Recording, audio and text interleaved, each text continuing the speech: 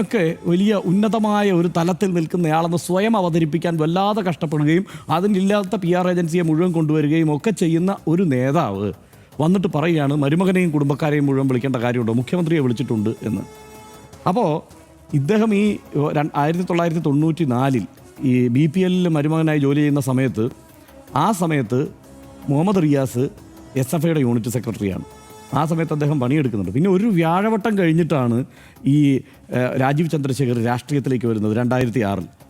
അപ്പോൾ ഈ മുഹമ്മദ് റിയാസിനേക്കാൾ രാഷ്ട്രീയത്തിൽ അത്രയും വൈകിയെത്തിയ ആളാണ് രാജീവ് ചന്ദ്രശേഖർ. മാത്രമല്ല അദ്ദേഹം എങ്ങനെയാണ് രാഷ്ട്രീയത്തിലേക്ക് എത്തുന്നത്, സ്വതന്ത്ര MP ആയി കർണാടകത്തിൽ നിന്ന് തെരഞ്ഞെടുക്കപ്പെടുന്നത് അദ്ദേഹം BJPയുടെയൊക്കെ കുറേ, അതായത് അവശിഷ്ട MPമാരുടെയൊക്കെ പല MLAമാരുടെയൊക്കെ വോട്ടെല്ലാം കൂടെ നേടി അദ്ദേഹത്തിൻ്റെ പണത്തിൻ്റെ മിടുക്ക് കൊണ്ട് അദ്ദേഹം MP ആകുകയാണ് ആദ്യഘട്ടത്തിൽ. രണ്ടാം ഘട്ടത്തിൽ ഏതാണ്ട് അങ്ങനെ തന്നെയാണ്. അത് പല ആവർത്തി നമ്മൾ ചർച്ച ചെയ്തിട്ടുള്ളതാണ്, അതുകൊണ്ട് അതൊന്നും പറയുന്നില്ല.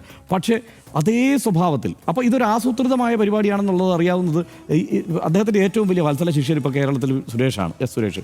നമുക്ക് പരിചയമുള്ള ആളൊക്കെയാണ്, സുഹൃത്തുക്കളാണ്. പക്ഷേ പറഞ്ഞിട്ട് കാര്യമില്ല, ഇന്ന് പറഞ്ഞ ഭാഷ എന്ന് പറഞ്ഞത് അങ്ങേയറ്റം വഷളായ ഭാഷയാണ്, കേരളത്തിന് ചേരാത്ത ഭാഷയാണ്. അതാണ് അദ്ദേഹം പ്രയോഗിച്ചത്. ഇത് വലിയ PR തന്ത്രമാണ് എന്നൊക്കെ വിചാരിച്ചിട്ടുണ്ടെങ്കിൽ തെറ്റി. ഇതുകൊണ്ട് എന്താണ് സംഭവിക്കുന്നത്? അടിസ്ഥാനപരമായി ഇതിന് പിന്നിലുണ്ടായിരുന്ന ഇടതുമുന്നണിയുടെ പിണറായി വിജയൻ സർക്കാരിൻ്റെ എഫേർട്ട് എന്താണെന്നുള്ളത് വീണ്ടും കേരളം ചർച്ച ചെയ്യുന്ന സ്ഥിതിയിലേക്ക് അവർ തന്നെ കാര്യങ്ങളെ കൊണ്ടുചെന്നെത്തിച്ചു.